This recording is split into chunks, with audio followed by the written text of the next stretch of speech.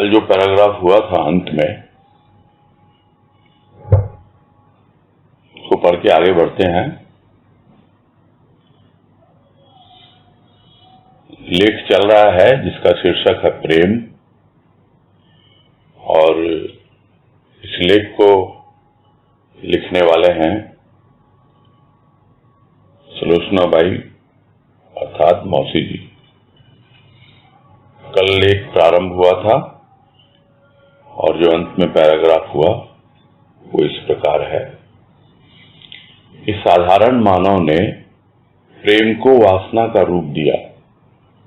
वासना तो भोग का गंदा नाला है, भोग कीड़ा है उस नाले का जो काटता रहता है तन को, मन को, और चाहता रहता है विषय वासना के साधन को। प्रेम तो भोग नहीं, प्रेम में तो भोग की गंध भी नहीं। प्रेम महाकोमल अति पवित्र भाव है। प्रेम के अभाव में जीवन रूपी पुष्प प्रस्फुटित नहीं हो पाता, जीवन शुष्क होता रहता है। शुष्कता में कहाँ सुख। किसी अभाव ने पेड़ को सुखा दिया, प्रेम के अभाव ने प्राणी के हृदय को शुष्क बना दिया। प्रेम पाता, प्रेम को जान पाता तो प्रसन्नता पाता, सरसता रग रग में पल्लवित होती और जन जन को भी प्रसन्नता लुटाता।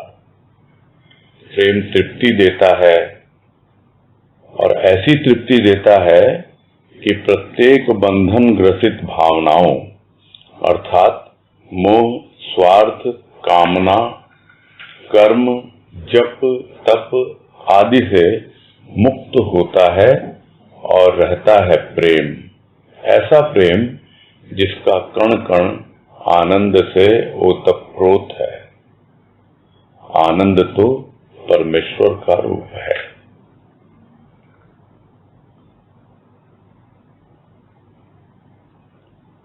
तो ये बात तो सबको स्पष्ट है कि भाई जैसे ही प्रेम के साथ देह बोध जुड़ जाता है, यानी शरीर की भावना आ जाती है, तो वही प्रेम वासना का रूप ले लेता है।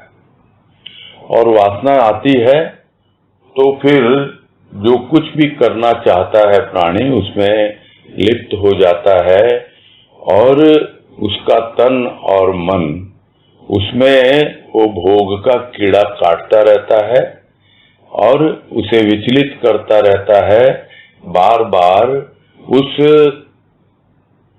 क्या कहें, जब कीड़ा काटता है तो खुजली होती है, उस खुजली को शांत करने के लिए वो उस वासना को मिटाने का प्रयास करता है, भोग को पूरा करने का प्रयास करता है।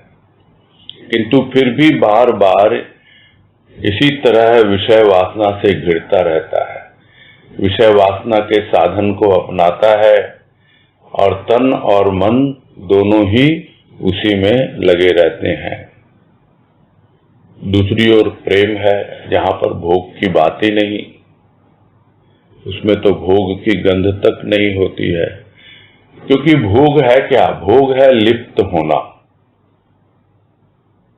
देह बोध में ही लिप्त रहता है, देह की बातें सोचता है, और उसी से संबंधित सब कुछ मन उसी में ही हमेशा लगा रहता है, लिप्त रहता है, आसक्त हो जाता है प्राणी। किंतु प्रेम में आसक्ति नहीं है, प्रेम में भोग की गंध भी नहीं होती है। प्रेम तो बहुत ही पवित्र भाव है और अपने भीतर कोमलता लेके आता है, और ऊपर जो भी वासना ने उसके ऊपर इतनी परतें चढ़ा दी हैं जन्म जन्मांतर से, जैसे ही प्रभु का प्रेम आता है वो भीतर से कोमलता प्रकट होती है, नहीं तो कठोरता बनी रहती है। और इतनी पवित्रता है, इतनी निर्मलता है कि अपने आप ही प्रेम सब कुछ प्रक्षालित कर देता है, साफ सुथरा बना देता है अंतःकरण को। फिर उदाहरण लिया गया कि जिस तरह जल के अभाव में जीवन पूरी तरह शुष्क रहता है, पुष्प प्रस्फुटित नहीं हो पाता है, वैसे ही प्रेम के अभाव में जीवन रूपी पुष्प जो है वो खिल नहीं पाता है और रूखा सूखा जीवन व्यतीत करता है प्राणी। और वो रूखा सूखा जीवन जो होता है तो स्वाभाविक है, सूखे में कहाँ सुख है, सुख तो रस में है।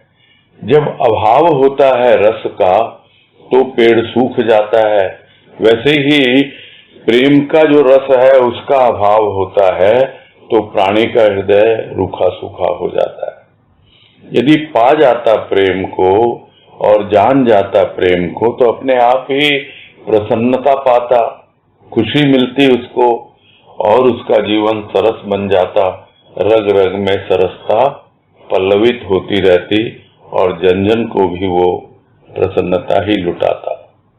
ऐसा जीवन हो जाता है उस प्राणी का जो प्रेम में पूरी तरह ओतप्रोत रहता है और उसके बाद तृप्त तो होता ही है और दूसरों को भी इस प्रकार की तृप्ति देता है और उसकी अपनी स्वयं की भावनाएं भी, जो भी मोह है, स्वार्थ है, कामना है और भी कर्मों में जो लगा हुआ है धर्म के नाम पर, जप तप इत्यादि, इन सब से मुक्त होता चला जाता है, क्योंकि अब उसके जीवन में एकमात्र रह जाता है प्रभु का प्रेम। और वो प्रेम ऐसा प्रेम है जिसके भीतर आनंद ही आनंद है, उसके कण कण में आनंद भरा हुआ है, वो आनंद से ही ओतप्रोत है और वो आनंद परमेश्वर का ही रूप है। उसी तरह प्रेम भी परमेश्वर का ही रूप कहलाता है। आज कह रहे हैं, मानो किसी आधार विशेष को मान प्रेम जागरण करता है हृदय में। वही प्रेम, असीम प्रेम, विश्व प्रेम की अवस्था तक पहुंचा देता है। आधार के बिना तो प्रेम का अनुभव असंभव है। मां संतान चाहती है अपना प्रेम प्रवाहित करने के लिए, किंतु हृदय में शुद्ध भावना, उच्च विचार न होने के कारण वह प्रेम आशा, मोह, ममता का कारण बन जाता है। शुद्ध सात्विक प्रेम में ऐसी बात नहीं। परमेश्वर प्राप्ति का प्रेमी तो अतुलित प्रेम प्रिय का पाकर प्रकाशित करता रहता है हृदय की भावनाओं को।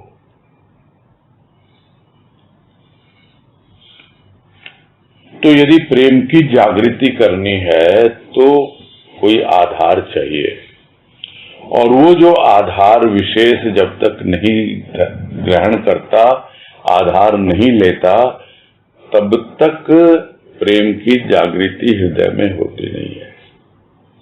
यानी कोई न कोई नाम रूप या इस तरह उसके जीवन में आए तब वो आधार को समझ पाए और उस आधार के आधार पर वो प्रेम को अनुभव कर पाए। तो जागृति प्रेम की हो जाती है इस प्रकार, और जैसे जैसे वो प्रेम आगे बढ़ता चला जाता है तो वही प्रेम सर्वव्यापी के लिए हो जाता है, वही प्रेम असीम के लिए हो जाता है, वही प्रेम पूरे विश्व ब्रह्मांड के लिए हो जाता है। यानी जो एक छोटी सी देह में आबद्ध था प्रेम, जो एक छोटे से हृदय में जागृत हुआ, वही प्रेम धीरे धीरे अपनी सीमाओं को तोड़ते हुए प्राणी मात्र के लिए, पूरे विश्व के लिए प्रेम की स्थिति तक पहुंचा देता है। तो आधार तो चाहिए ही चाहिए। बिना आधार के कैसे कोई प्रेम का अनुभव कर पाएगा? असंभव है। फिर उदाहरण लिया है मां का, कि मां के भीतर है प्रेम छिपा हुआ, और अपने प्रेम को प्रकट करने के लिए, उसको आगे बढ़ाने के लिए, उसको प्रवाहित करने के लिए चाहती है मां, संतान चाहती है, और संतान आती है तो वैसा ही प्रेम उसके भीतर उमड़ता है, किंतु धीरे धीरे उसकी जो भावना है वो अशुद्धता में परिवर्तित होने लगती है, यानी भावना शुद्ध नहीं रह पाती हृदय में, और विचार भी उच्च नहीं रहते। उसका कारण क्या है? कारण ये है कि मां के गर्भ से जो संतान आती है वो भूमिष्ठ होती है, वो स्थूल में आती है, और जो आधार है हमारा, जो कहें सद्गुरु का, संत का, उसके हृदय से जो संतान प्रकट होती है वो सूक्ष्म में जाती है। एक स्थूल की ओर अधो गति होती है उसकी, नीचे की ओर, और दूसरे की गति होती है ऊपर की ओर। तो इस तरह विचार जो है उच्च भावनाओं में परिवर्तित होने लगते हैं, और भावना भी शुद्ध होती चली जाती है जब वो प्रेम अपने इष्ट के प्रति होता है, सद्गुरु के प्रति होता है। नहीं तो क्या कहा जाए, क्या अवस्था होती है। सब कुछ है, मां के भीतर प्रेम भी है, किंतु वो प्रेम संतान से कुछ आशा रखने लगता है, वो प्रेम कुछ मोह में फंस जाता है, कुछ ममता बन जाती है। तो इस तरह उच्च विचार नहीं होने के कारण वो प्रेम जो है नीचे की ओर बहने लगता है, यानी स्थूल में आ जाता है। मां को आशा बंध जाती है, मोह होने लगता है। मोह और ममता एक साथ बोलते हैं हम। ममता एक विशेष गुण होता है मां का, जिसे हम कहते हैं वो ममत्व है, मम तत्व है वो, और वो मम से निकला यानी मैं से निकला। और इस तरह जब एक से दो होते हैं, पहले मैं तो एक रहता है अकेला, और जैसे ही उसकी संतान होती है तो एक से दो हो जाते हैं, और जैसे ही मम की भावना द्वैत में चली जाती है तब धीरे धीरे वो मम तत्व को समझ नहीं पाता है।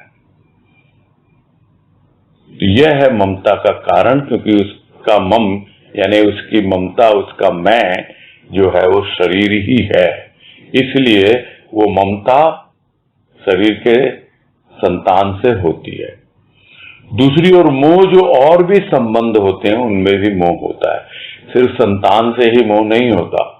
मोह जो भी शरीर के संपर्क में आते हैं, जिनसे शारीरिक हमारा रिश्ता होता है, उनसे मोह हो ही जाता है, और स्वाभाविक है कुछ न कुछ हमारी आशाएं उससे जुड़ी रहती हैं, किसी न किसी रूप में स्वार्थ भी होता है। अब मुझे याद आ रहा है, एक बार किसी से चर्चा हो रही थी बहुत साल पहले, कि यह जो स्वार्थ और अहंकार, यही दो चीजें हैं जो अशुद्ध कर देती हैं हमारी भावनाओं को। चाहे कोई भी भावना हो, स्वार्थ आ जाता है। तब जिनसे बातें हो रही थी, चर्चा हो रही थी, उन्होंने कहा कि भाई मां का प्रेम, वहां पे कहां स्वार्थ है? मां के प्रेम में भी कहीं न कहीं स्वार्थ होता है, और वो क्या है, वो यहां बतलाया जा रहा है कि उसमें आशा बंध जाती है कि मेरा बच्चा बड़ा हो रहा है, बड़ा होगा और मेरे लिए ये करेगा, कुछ और नहीं तो मेरा नाम रोशन करेगा, मेरी इज्जत बढ़ाएगा। तो इस तरह की एक आशा हो जाती है उसको। और मोह और ममता तो स्वाभाविक है, यदि वो देह बोध में रहेगा, शरीर को ही सब कुछ मानेगा, तो मोह ममता तो अवश्य ही आएगी, और वो उच्च विचार न होने के कारण और शुद्ध भावना नहीं होने के कारण, ये दो कारण है। इसलिए चाहते हुए भी वो प्रेम जो है शुद्ध नहीं हो पाता, ऊपर की ओर नहीं उठ पाता। जबकि प्रभु के प्रेम में ऐसी बात नहीं है, क्योंकि वो शुद्ध है, वो सात्विक है, सात्विक यानी सतोगुण पर आधारित है। वहां देह बोध का कोई विशेष संबंध नहीं है, बस एक आधार लिया और वो आधार भी स्थूल का नाम मात्र के लिए उसके भीतर जो छिपा हुआ प्रेम है उस प्रेम का आधार लेकर ही आगे बढ़ता है। और उसका उद्देश्य क्या होता है? उसका उद्देश्य होता है कि इस आधार के माध्यम से मैं भी परमेश्वर की प्राप्ति करूं। तो वो प्रेमी क्या है, उसका लक्ष्य क्या है? परमेश्वर की प्राप्ति, और उसी को वो प्रेम करता है। तो वो प्रेमी तो ऐसा अतुलित प्रेम पाता है प्रिय का। अतुलित, अतुलित का मतलब होता है जिसको तौला ना जा सके। तुला, तुला यानी वजन करने की जो मशीन होती है उसको तुला कहते हैं, तराजू को। अतुलित यानी आप उसको तौल नहीं सकते हो। एक और शब्द होता है अतुलनीय। तो अतुलनीय का मतलब हुआ जिसकी तुलना न की जा सके, और अतुलित का मतलब जिसको तौला न जा सके। तो यहां पर परमेश्वर प्राप्ति का जो प्रेमी है उसका तो प्रेम ऐसा है कि उसको तौला ही नहीं जा सकता, यानी उसका इतना वजन होता है, वो इतना भारी होता है कि कोई ऐसा बना नहीं उसको वजन करने के लिए कोई यंत्र। वो अतुलित प्रेम है। अपने प्रिय का वो अतुलित प्रेम पाकर अपने हृदय को प्रकाशित करता रहता है, और हृदय में जो भी उसके विचार हैं, भाव है, वो भी उसी प्रेम के द्वारा ही प्रकाशित होते रहते हैं। आगे है प्रकाश भी प्रेम है। ईश्वर के अनेक नाम हैं। प्रेम शब्द भी अनेक नामों से संकेत देता है अपना। प्रकाश, आनंद, एकता, ज्ञान इत्यादि अनेक नाम प्रेम का ही संकेत देते हैं। साधारण ज्ञान बुद्धि का विकास और मस्तिष्क का तेज रूप माना जाता है, किंतु परम ज्ञान तो प्रेम है। परम ज्ञान में बुद्धि मस्तिष्क का भाव नहीं रहता, यह तो प्रभु कृपा पर अवलंबित है। अतः ज्ञान भी प्रेम है। यह प्रेम जागृत होता है जब इष्ट सम्मुख होता है। जिसे जानना है प्रेम के बिना उसे जानना भी असंभव है। इस जानना को ही ज्ञान की संज्ञा दी। और इस पैराग्राफ में कई तरह की बातें हैं जिनको हमें थोड़ा समझना चाहिए कि प्रेम को किस किस नाम से पुकारा जा सकता है। जिस तरह हम ईश्वर को अनेकों नाम से जानते हैं, उसी तरह है प्रेम, क्योंकि ईश्वर ही है इसलिए उसको भी अनेक नामों से हम जानते हैं, और वो जो प्रेम शब्द है वो भी अनेक नामों के द्वारा अपनी पहचान करवाता है। जैसे प्रकाश, यदि प्रकाश भीतर में अनुभव में आया तो उसको कौन लेके आया? वो प्रेम लेके आया। आनंद, आनंद की भावना भी प्रेम से ही आती है। अब जहां तक बात रह गई एकता और ज्ञान, संकेत तो करते हैं किंतु इसको अनुभव करना और समझना थोड़ा सा कठिन हो जाता है। एकता, एकता का मतलब क्या होता है? यह भीतर की एकता है, एकत्व का भाव। एकत्व यानी वो एक तत्व है और वो है प्रेम।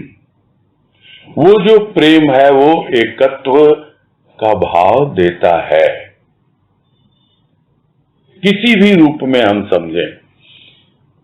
और यह भी कृपा है गुरुदेव की कि कई सालों पहले जब मुंबई के अंधेरी सदन का 25वां साल और उसके लिए पुस्तिका निकली थी रजत जयंती पर, उसमें लिखा गया था कि ये प्रेम तत्व होता क्या है। तो अपनी सत्संग के आधार पर यदि हम समझें कि बाबा परमात्मा है, गुरुदेव आत्मा है, तो यह जो मां है यह वो प्रेम तत्व है, और आत्मा और परमात्मा को मिलाने वाला तत्व है यह प्रेम। यानी प्रेम एक ऐसा तत्व है जहां पे एकत्व है। कहने को तो कह देते हैं लोग कि बाबा गुरुदेव में कोई अंतर नहीं है, किंतु यदि प्रेम भीतर में नहीं है तो समझ ही नहीं पाएगा, अनुभव कर ही नहीं पाएगा, क्योंकि वो प्रेम तत्व जो है वही बाबा और गुरुदेव को एकत्व की भावना देता है, यानी दोनों एक ही है। तो वो है एकता, और वो जो एकता है उसके साथ जब अनुभव में आ जाती है एक की भावना, तब जो साधारण ज्ञान वो ज्ञान नहीं रहता, वो आत्मज्ञान बन जाता है। यानी वो एक एकत्व की भावना, जितनी भी भीतर में हमारी वृत्तियां हैं, जितने भी विचार हैं, जितना भी हमारा अंतःकरण का रूप है, वो सबका सब उस प्रेम में सान दिया गया, मिला दिया गया। अब उनका कोई अलग रूप है ही नहीं, उनका एकमात्र रूप रह जाता है वो प्रेम, और यही ज्ञान है। और इन्हीं सब बातों से संकेत देता है यह प्रेम, क्योंकि नॉर्मली लोग समझते हैं कि ज्ञान जो है वो बुद्धि में आता है प्रथम बुद्धि में ही आता है, क्योंकि प्रेम बुद्धि में नहीं जा सकता। हाँ, भाव जा सकता है बुद्धि में, किंतु प्रेम तो हृदय का विषय है, और वो धीरे धीरे जब हृदय का विकास होता है तब बुद्धि का कोई काम जरूरत पड़ती नहीं है, प्राणों तक पहुंच जाता है वो प्रेम। दूसरी ओर यही समझा जाता है कि बुद्धि का विकास और मस्तिष्क का तेज रूप यानी शार्प होती जाएगी, हमारा विवेक जागता जाएगा, तो हमको ज्ञान होगा। किंतु वास्तव में एक रूट तो यह है, किंतु यह रूखा सूखा है। हाँ, उसमें भाव आ जाए, और दूसरा जो चैनल है जो हृदय से सीधा प्राणों में जाता है, वो अगर अनुभव में आ जाए तो दोनों जाके वहीं मिलेंगे। कहाँ? प्राणों में। और प्राणों में प्रिय का भान ज्ञान, ये गुरुदेव ने ज्ञान की वाणी में बताया कि लोग समझते हैं कि ज्ञान पुस्तकीय विषय है, पुस्तकों का विषय है। नहीं, प्राणों में प्रिय का भान ज्ञान। वो प्रिय कौन है? वो प्रिय क्या उसका कोई नाम है, रूप है? वो तो बहुत पहले ही उस आधार को लेकर आगे बढ़ चुका। अब उसका आधार सूक्ष्म हो गया, और उस सूक्ष्म आधार से वो अपने भीतर का जो क्या कहें भवसागर, उसको पार कर रहा है, सूक्ष्म आधार के द्वारा प्राणों तक पहुंच रहा है। और प्राणों में प्रिय का भान जब वहां पहुंचा तब परम ज्ञान की स्थिति बनती है, और वो परम ज्ञान प्रेम है। जब परम ज्ञान होता है तो बुद्धि या मस्तिष्क का भाव नहीं रहता। स्वाभाविक है, सब कुछ तो प्रभु की कृपा पर ही आधारित है, उसी पर अवलंबित है, उसी का सहारा लेकर आगे बढ़ता है। तो इस तरह हम अनुभव कर सकते हैं कि ज्ञान भी प्रेम का ही एक रूप बन जाता है, यानी प्रेम के अलावा कुछ है ही नहीं। और इस प्रकार का प्रेम तभी जागृत होता है जब हमारे सामने एक इष्ट होता है, और इष्ट का भाव होता है, फिर भाव केवल भाव में बनता है, और यह समझ में आने लगता है कि अब प्रेम के द्वारा मैं उसको जानने चला हूं, और नहीं तो बिना प्रेम के उसको जाना भी नहीं जा सकता। तो जिसको जानना है आपको, उससे तो आपका प्रेम होना चाहिए ना। ये कोई रास्ते मिल गया कोई व्यक्ति नहीं है कि आपने उससे थोड़ी सी बातें कर ली, गुफ्तगू कर ली और आपका काम हो गया। नहीं, जिसको आपको जानना है, पहचानना है, उससे तो आपको प्रेम करना ही होगा। तो सोचते हैं कि हम इष्ट को जानेंगे, उसको पहचानेंगे, किंतु वो इष्ट को हम कितना जान पहचान पाते हैं। प्रथम तो इष्ट ही होता है हमारे भाव में, किंतु बाद में इष्ट का भाव आता है, उसका प्रेम आता है। तब हम उस प्रेम को अनुभव करते हैं। प्रेम से प्रेम का आदान प्रदान होता है, यानी हमारा प्रेम और इष्ट का प्रेम, हमारा भाव और उसका भाव, दोनों का आदान प्रदान होता है, तब पता लगता है। और यदि हमें प्रेम ही नहीं है उससे, तो बिना प्रेम के तो जिसको हम जानना चाहते हैं वो असंभव है। और जैसे जैसे जानते जाएंगे, आगे बढ़ते जाएंगे, और जानना ही तो ज्ञान है, जानकारी नहीं है ज्ञान। पुस्तकों से जानकारी मिलती है, नॉलेज मिलती है, किंतु अनुभव से ज्ञान मिलता है, नोइंग होती है, यानी जाना जाता है। और ये बिना प्रेम के संभव नहीं है। आगे है, प्रेम का संबंध प्रतिभा से है। स्थूल तो निमित्त बनता है, वास्तव में भाव ही प्रतिभा है। आकर्षण प्रतिभा में है। प्रतिमा मिट्टी की है, किंतु जिस रूप विशेष को मानता है, उसकी शक्ति, उसके गुण, उसके भाव तो अविनाशी हैं। अविनाशी भाव सदा प्रतिभापूर्ण है।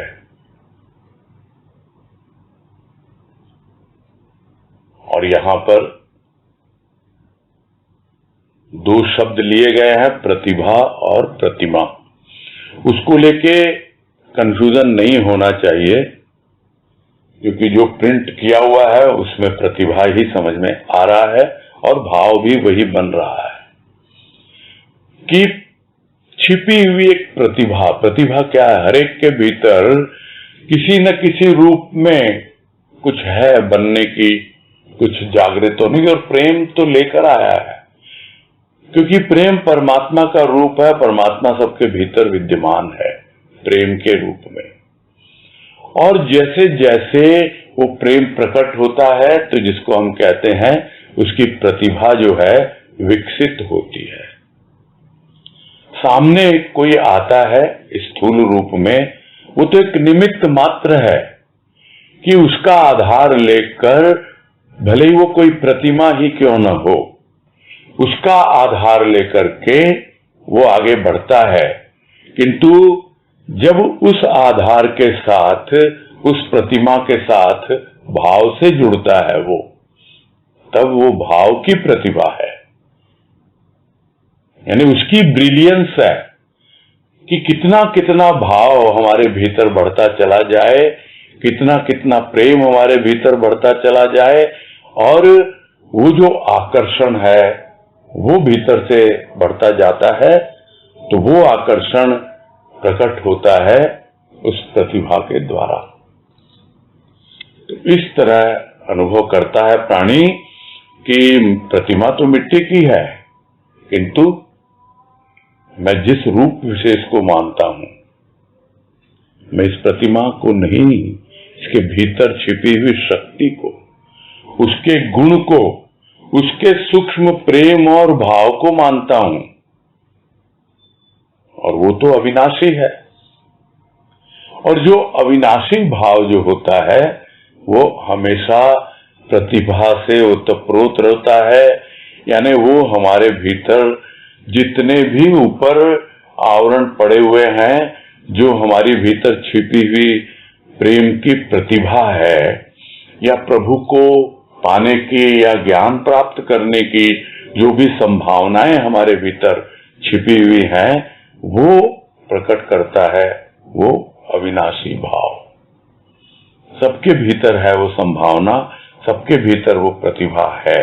तो अविनाशी का भाव लेके चलेंगे कि यह प्रेम तो अविनाशी है, यह भाव तो अविनाशी है, और सामने प्रतिमा है मिट्टी की, किंतु मुझे उस प्रतिमा के भीतर छिपी हुई जो प्रतिभा है, मुझे उससे मतलब है।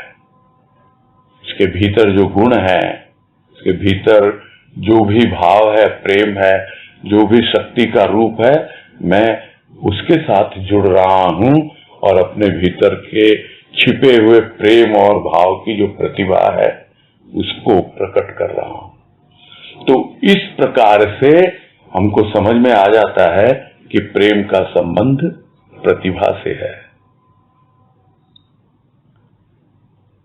आगे कह रहे हैं, मनुष्य मानता आया देवी देवताओं को, परंतु फिर भी प्रेम का अभाव अधिकतर देखा जाता है।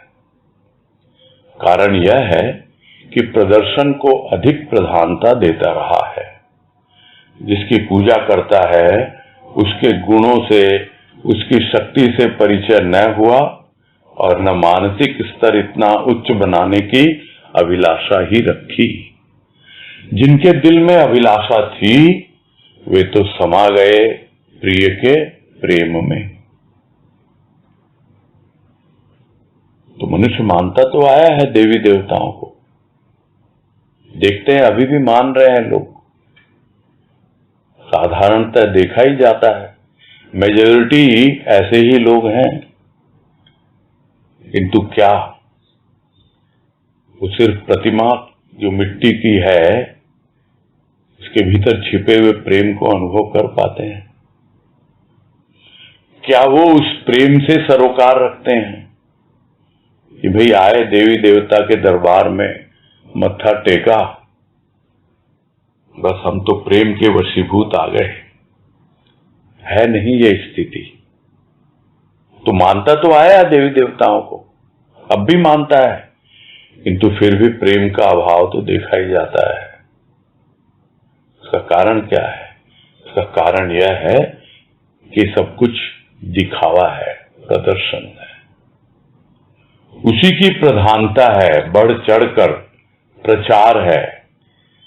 और लोगों को स्वाभाविक है, जो स्वार्थ में खेलते रहते हैं, एक दूसरे से स्वार्थ का ही संबंध रखते हैं, तो वो तो देवी देवताओं से भी, भगवान से भी स्वार्थ का ही संबंध रखेंगे।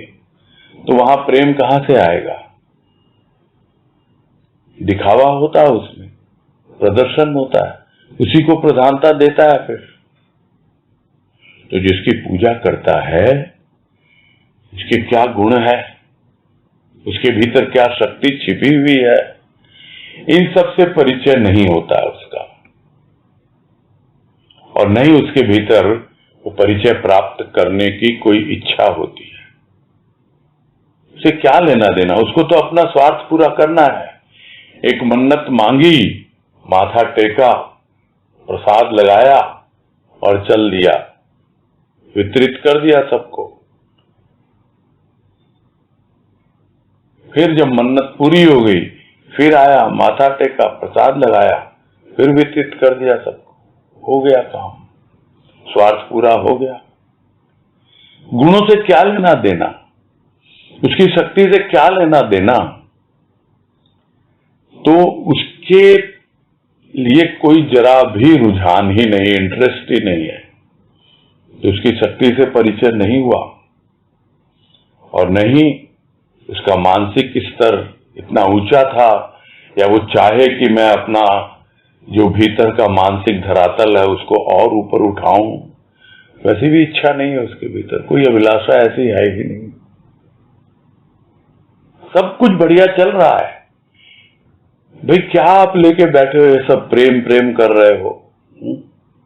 इतना बढ़िया तो चल रहा है, इतना तो अच्छे से सत्संग कर रहे हैं, इतने अच्छे से हम सब कुछ कार्य कर रहे हैं, और फिर ये सब बातों का क्या महत्व है?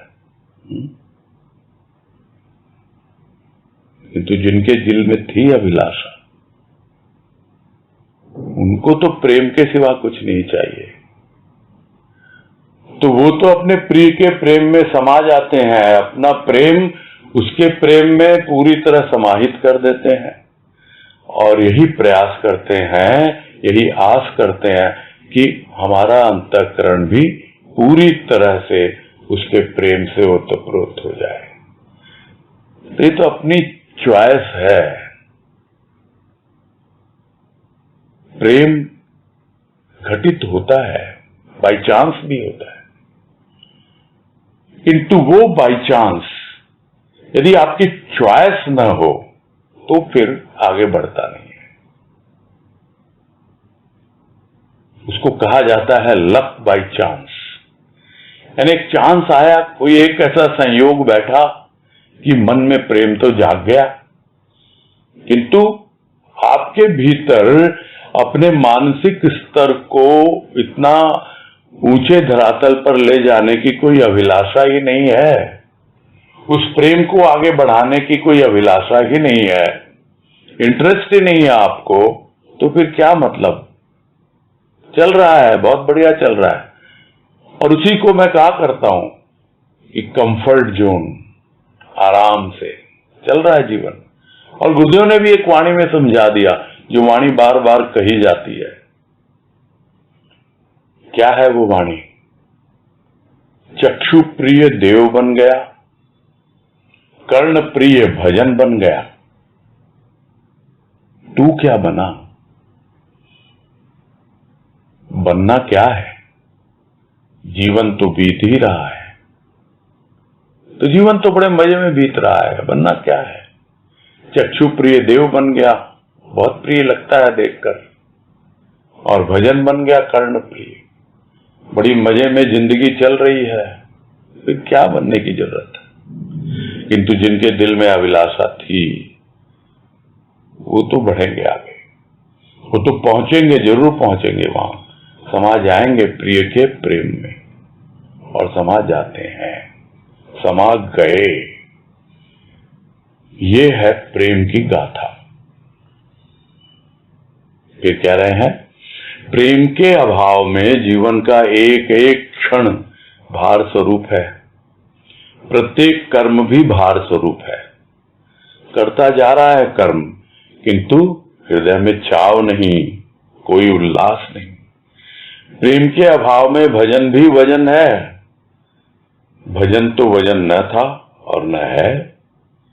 भजन तो वजन हटाता है, चिंता, दुख, क्लेश का, निरर्थक बोझ का, क्योंकि भजन तरल प्रेम है, या दूसरे शब्दों में यह कहा जाए कि प्रेम ही भजन है। तो प्रेम का अभाव क्या क्या कर सकता है, ये खुद को समझने के लिए है। इन सब बातों से हम अपना मूल्यांकन कर सकते हैं कि हमारा जीवन कैसा व्यतीत हो रहा है। यदि प्रेम का अभाव है तो एक एक क्षण भार स्वरूप लगेगा, और यदि प्रेम का अभाव नहीं है तो एक एक क्षण भाव स्वरूप लगेगा, यानी भाव ही भाव रहेगा जीवन में, अभाव है ही नहीं वहां, क्योंकि प्रेम का भी अभाव नहीं और भाव का भी अभाव नहीं, और नहीं तो एक एक क्षण भार स्वरूप, और जो कुछ भी करेगा बोझ है वो। क्या करें भाई, करना ही पड़ेगा, सुबह जल्दी उठना ही पड़ता है, ये करना पड़ता है, वो करना पड़ता है, इसको संभालना, उसको देखना, कितने फंस गए हम तो। सारे कर्म एकदम भार स्वरूप प्रतीत होते हैं, किंतु जब प्रेम आ जाए ना तो वो एकदम बदल जाता है जीवन। तो भार स्वरूप क्यों लगता है? क्योंकि कर्म तो करता जा रहा है, अब हृदय में कोई चाव भी नहीं है, उल्लास भी नहीं है। भले ही पूजा के नाम पर, उपासना के नाम पर, धर्म के नाम पर कितने ही कर्म किए जा रहा है, अगर हृदय में चाव नहीं है, चाव आएगा कहां से? प्रेम से आएगा।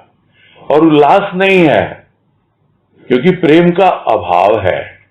और प्रेम का यदि अभाव है तो जो भजन कर भी रहा है, सुमिरन कर भी रहा है, वो भजन भी एक वजन है, वो भी भार है उसके ऊपर। किंतु वास्तव में देखा जाए भजन तो कोई वजन नहीं है और न था। लेकिन कौन सा भजन वजन नहीं, जो प्रेम और भाव से ओतप्रोत होकर किया जाए। और जो प्रेम और भाव से ओतप्रोत होकर भजन किया जाता है, वो भजन तो वजन हटाता है। कौन सा वजन हटाता है? चिंता का। फिर चिंता नहीं रहती है। दुख, क्लेश, जो कुछ भी निरर्थक का मतलब क्या है? जिसकी कोई जरूरत ही नहीं, जो कोई अर्थ रखता ही नहीं। छोटी छोटी बातों का हम बोझ दिल पे लेके बैठे रहते हैं, जिनका कोई अर्थ ही नहीं है। और भजन में बैठ गए, कोई प्रेम नहीं, कोई भाव नहीं, तो कैसे चिंता दूर हो, दुख और क्लेश कैसे हटे? उसका वजन तो पड़ा ही रहेगा। किंतु भजन कोई अगर वजन मान लिया, मान क्या लिया है? क्यों? क्योंकि हृदय में चाव नहीं है, उल्लास नहीं है, इसलिए। नहीं तो भजन तो तरल है, बहता हुआ प्रेम है वो तो। प्रेम करो, भजन करने या नहीं करने पे ध्यान ही मत दो, अपने आप भजन होगा। भजन कोई ये नहीं कि गाना है हमको, कोई संगीत है। भजन मतलब जो भी कार्य हम कर रहे हैं वो प्रभु की सेवा है। जो कुछ भी हम प्रेम पूर्वक कर रहे हैं वो उसका भजन है, यानी प्रेम ही भजन बन जाता है। तो दूसरे शब्दों में प्रेम इतना तरल होता है कि वो बहता चला जाता है। प्रत्येक कार्य इतनी सुगमता और सहजता से होते चले जाते हैं। जो जीवन भार स्वरूप लगता था, एक एक क्षण बिताना भारी हो रहा था, जब प्रभु का प्रेम आ जाता है, अब उसको अलग से बैठ के कोई सुमिरन करे, भजन करे, कुछ नहीं, बड़ी सहजता से अपने आप ही प्रेम में जीता है और उसका भजन होता रहता है। फिर कह रहे हैं, स्रोत का प्रवाह बहा देता है कूड़े करकट को। प्रेम का प्रवाह बहा देता है हृदय के निरर्थक भार को। प्रेम निर्जीव को भी सजीव बना देता है, जीव को शिवत्व भाव प्रदान करता है। प्रसन्नता का प्यासा प्राणी वस्तुओं का अवलंबन ले जड़त्व धारण कर बैठा। प्रेम ने चेतना दी प्राणों में, गति दी हृदय में, आनंद की स्थिति दी सत्य की। अभाव में जगत पसारा था, प्रेम के भाव ने जगत पसारे को समेट लिया, समेट लय किया अपने में। अब प्रेम ही प्रेम। तो जिस तरह कोई भी बहता हुआ झरना है, बहता हुआ जल है, वो बहा देता है, अपने साथ कूड़े करकट को ले जाता है। उसी तरह जब अंतःकरण में हमारे भीतर प्रेम का प्रवाह हो जाता है, तो उस प्रेम के प्रवाह में जो भी हमारे दिल पे भार होता है, भीतर में जो भी वजन चिंता का, दुख का, क्लेश का, ये सब जो भी निरर्थक भार है, वो अपने आप ही बहाकर ले जाता है वो प्रेम। और फिर क्या अनुभव करता है कि अरे अभी तक तो इस वजन के द्वारा मैं दबा जा रहा था, प्राण होते हुए भी मैं निष्प्राण था, निर्जीव बना हुआ था, और ये प्रेम आया और उसने निर्जीव को भी सजीव बना दिया।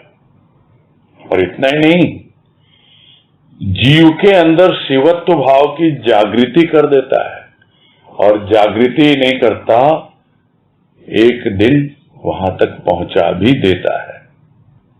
शिवत्व भाव को प्राप्त कर आगे बढ़ता चला जाता है वो उस पूर्णता की ओर। किंतु समस्या क्या है? समस्या ये है कि प्राणी चाहता तो बहुत कुछ है, चाहता तो आनंद भी है, प्रसन्नता भी है, प्यास है उसके भीतर, किंतु सहारा किसका लेता है, अवलंबन किसका लेता है? जड़ वस्तुओं का। तो प्रसन्नता का प्यासा है प्राणी, किंतु वो किसका अवलंबन ले रहा है? वस्तुओं का, जड़ वस्तुओं का अवलंबन लेकर के वो प्रसन्न होना चाहता है। तो इसलिए स्वाभाविक है, जिसका आधार लोगे तुम, जिसका सहारा लोगे तुम भी वैसे ही हो जाओगे। वो भी जड़त्व धारण कर लेता है। किंतु प्रेम जब आ गया तो उस प्रेम ने प्राणों में एक चेतना जागृत की। यानी जो प्राण निष्प्राण हो गए थे, निर्जीव हो गए थे, जड़ हो गए थे, उन जड़ प्राणों में चेतना आता है, चेतना लाता है प्रेम, और हृदय में एक गति देता है, एक ऐसी गति जो हमें प्रसन्न ही नहीं करती, आनंद की अनुभूति देती है। और उस आनंद की अनुभूति में धीरे धीरे हमारी स्थिति बदलती चली जाती है। सत्य की अनुभूति होती है, सत्य की एक स्थिति का हमें अनुभव में पता लग जाता है, और वो प्रेम प्रवाह आगे बढ़ता है। फिर हृदय में एक गति आती है, एक स्थिति बनती है, फिर सत्य की एक और स्थिति बनती है। तो इस तरह हमारी सत्य की स्थिति बदलती जाती है, और एक दिन जो हमारे भीतर पूरी तरह से टिका हुआ है, कुटस्थ है, स्थित है जो सत्य, वहां वो प्रेम हमें पहुंचा देता है। क्या क्या नहीं करता है प्रेम? सबसे पहले तो प्राणों में चेतना दी, तो जो निष्प्राण थे, स्पंदन खाली एक मशीन की तरह, जड़, जैसे गाड़ी का इंजन चलता रहता है, धक धक धक धक करता रहता है, वैसे ही, किंतु गाड़ी तो जड़ है, वैसे ही प्रेम के प्राण धक धक धक धक कर रहे हैं, किंतु प्रेम जब आता है तब पता लगता है ये जड़ नहीं है, ये चेतन है। नहीं तो प्राणों में जड़ता लेकर ही जीता रहता है। फिर हृदय की गति, आनंद की अनुभूति, और धीरे धीरे सत्य की स्थिति से भी अवगत होने लगता है।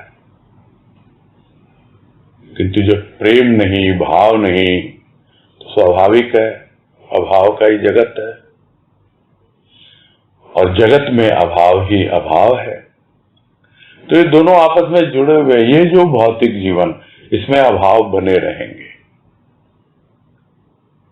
और जब अभाव आएगा तो फिर भौतिक जीवन पर ही ध्यान जाएगा। तो अभाव में ये पूरा जगत का पसारा था, किंतु जैसे जैसे भाव में प्रेम आया या प्रेम में भाव आया, तो जितना भी जगत का पसारा था उसने समेटकर अपने में लय कर लिया, क्योंकि मालूम है ये तो बहुत थोड़ा सा है।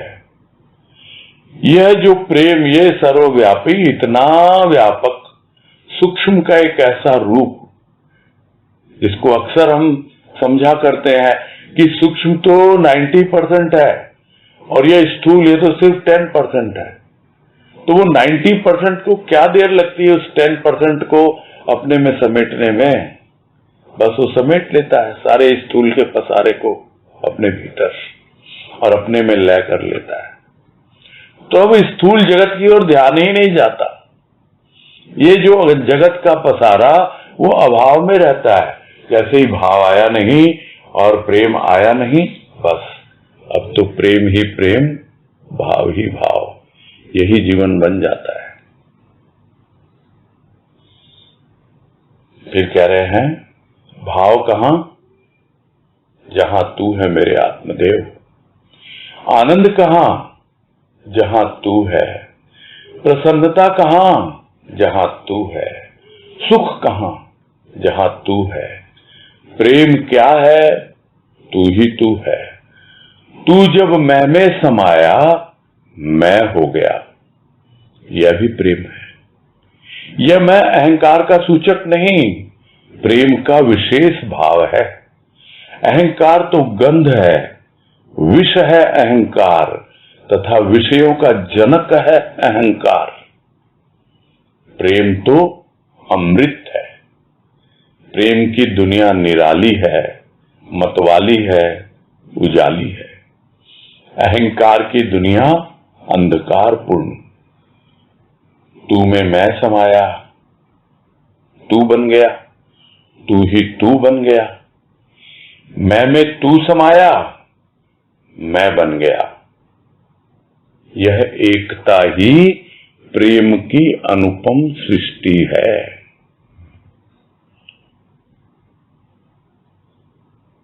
और किस प्रकार यह भाव हमें ज्ञान तक पहुंचा सकता है? यह भाव जिसमें प्रेम पूरी तरह ओतप्रोत है। इतना स्पष्ट रूप से यहां पे वर्णन किया गया है, यदि हम कम से कम समझ भी ले इसको, तो लगता है कि हां, यदि एक भक्त का ऐसा अनुभव हो सकता है तो हमारा क्यों नहीं हो सकता है? तो कहां पर है भाव?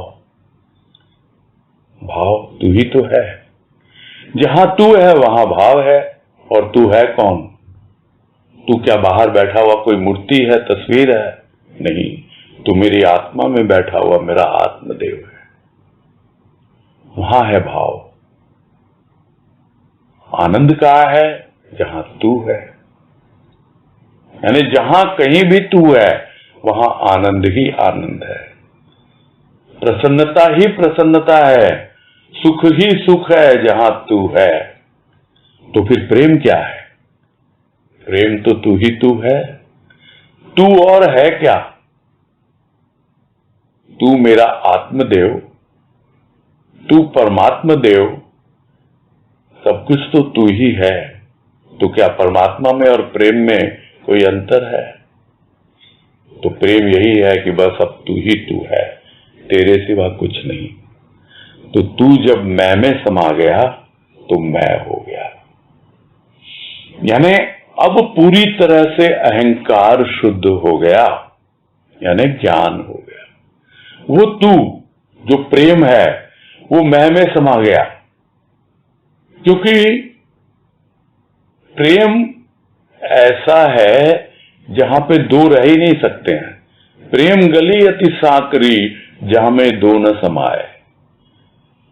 जब मैं था तब हरि नहीं, अब हरि है मैं नहीं। तो मैं हूं ही नहीं, किंतु फिर भी मैं हूं। तो वो मैं कौन है? वो प्रेम है। तो तू जब मैं में समाया तो मैं हो गया, यह भी प्रेम का ही रूप है। यह मैं अहंकार सूचक नहीं है जिसको हम बार बार मैं कहते हैं। यह तो प्रेम का एक विशेष भाव है जहां पर पूरी तरह से मैं में तू यानी प्रेम समा गया। अहंकार तो एक गंध है, दुर्गंध है, विष की तरह है, विषयों में उलझाता है, विषयों का जनक है। तो ये सब बातें तो हमें पता है। और प्रेम जब आ गया तो स्वाभाविक अहंकार अब रहेगा नहीं। धीरे धीरे अमृत का रूप आ जाता है और प्रेम हमें ले जाता है उस अमृत तत्व तक, उस आत्म तत्व तक। तो प्रेम तो अमृत है, और प्रेम की जो दुनिया बिल्कुल निराली, मतवाली, उजाली, क्या क्या विशेषता बताई जाए, बिल्कुल अलग दुनिया है। वहां पे कोई मत नहीं चलता, एक ऐसा मतमस्त हो जाता है प्राणी कि बस कोई मत रहता ही नहीं, प्रेम ही प्रेम रहता है, और उसी का प्रकाश रहता है, उसी का उजाला रहता है।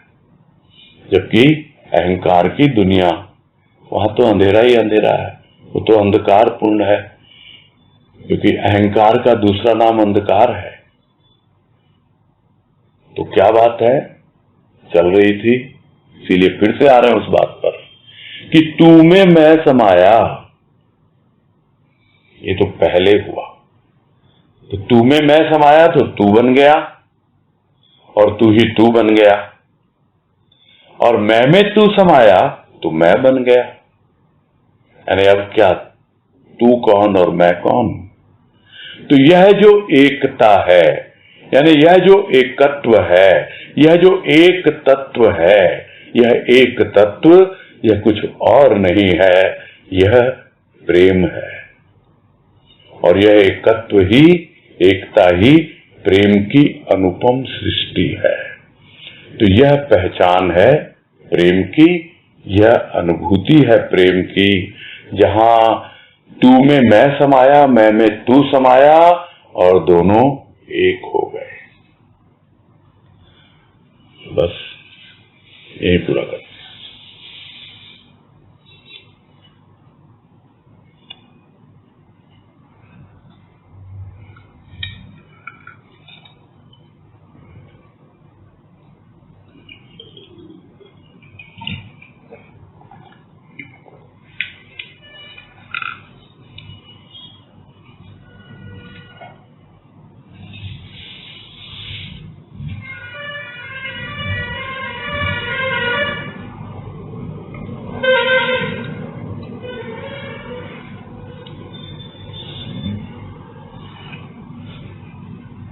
पूनम अग्रवाल।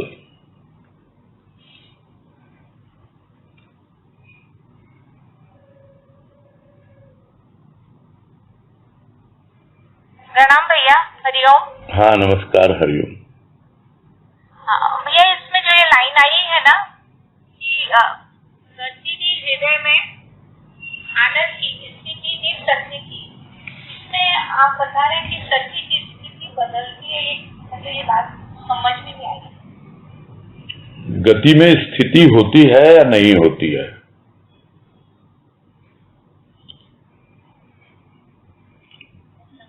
क्या कह रहे हैं आप? गति और स्थिति ये दोनों साथ साथ चलते हैं। हाँ। स्थिति का मतलब यह नहीं कि ठहर गए, स्थिति का मतलब यह होता है कि हमारी क्या कंडीशन है, यानी सत्य की क्या स्थिति है हमारे भीतर। जब हम आनंद में गतिशील हैं, हृदय में प्रेम प्रवाहित हो रहा है और गति है आनंद की, तो जो हमें आनंद मिल रहा है उसमें हमारे भीतर जो सत्य की क्या स्थिति है, यानी क्या हम उस सत्य को अनुभव कर पा रहे हैं, वो प्रेम बतलाएगा। स्थिति का मतलब यह नहीं है कि वहीं टिक के बैठ गए, वो तो हर जगह है, वो सत्य तो हर जगह है। आपको बस उसकी कंडीशन, यानी किस स्थिति में वो सत्य है। स्थूल में भी है वो सत्य, सूक्ष्म में भी है, मन में भी है, बुद्धि में भी है, चित्त में, अहंकार में, सब में सत्य है।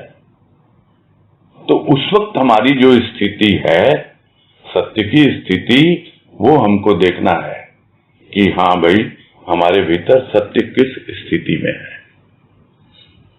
और फिर वो टिक गया। आपकी एक स्थिति बन गई ना, आपने जान लिया उसको कि हाँ भाई यहां पर मेरी स्थिति सत्य की है। तो ये देखो, मेन समझने की बात इसमें इतनी ही है कि जब आप प्रेम के प्रवाह में बहते चले जाते हैं तो अपने आप ही जो सत्य पूर्ण रूप से शुद्ध है, जो आपके अंदर बैठा हुआ है, वो वहां पहुंचा देगा वो प्रेम का प्रवाह और आपको आनंदित करता हुआ पहुंचाएगा। बस आपको देखते रहना है कि कहीं मैं कंफ्यूज्ड तो नहीं हूं, कहीं मेरे भीतर भ्रम तो नहीं है।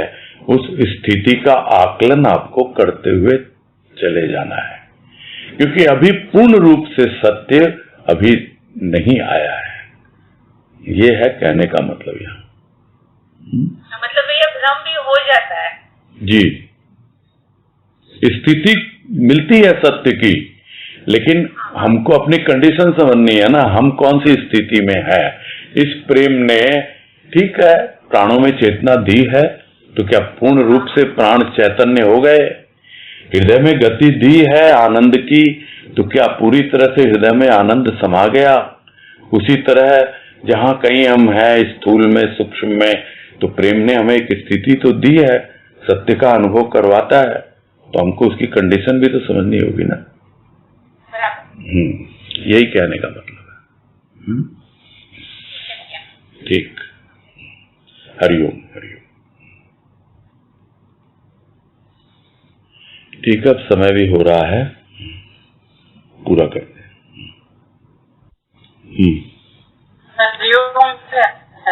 हाँ, हरिओम हरिओम हरिओम, सबको हरिओम। सबको हरिओम हरिओम। हरिओम।